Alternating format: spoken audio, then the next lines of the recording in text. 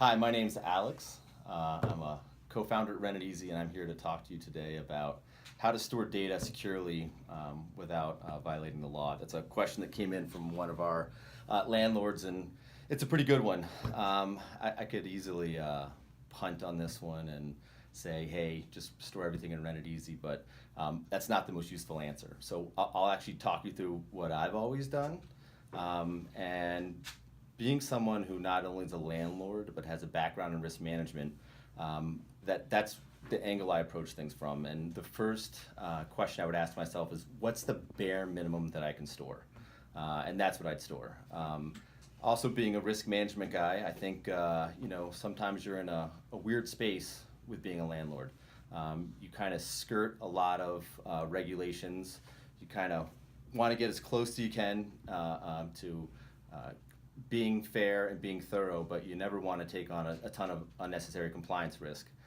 So thinking about the Fair Housing Act, fair credit reporting, when it comes to something like a social security number, I never store those. I would tell you that once upon a time, the template boilerplate contract that I use for leases, it had a space in there for social security numbers, and I thought that was a good thing, but I don't store those anymore. I would tell you that wherever possible, I try and store my data online so that it's easy to find, it's searchable, and whether you're using Dropbox or a Slack channel or Basecamp, those are all good options. There's something to be said for Gmail too, right? Not only is it pretty easy to access from just about anywhere, it's also really searchable. And so one of the things that I know my other co-founder Steve and I used to do before we created RentItEasy is we'd create separate Gmail accounts for each property address.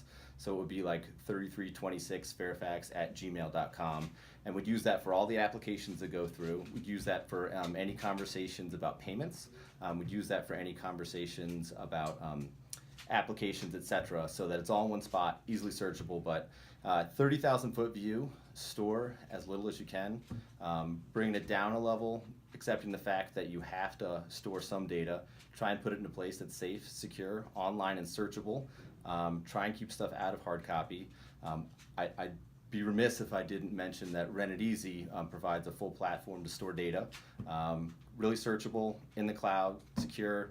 I won't bore you with some of the painful acronyms like EI3PA that describe how secure our environment is, but that's what I use, and it's what I'd recommend to anybody first and foremost. But there are definitely a lot of options out there.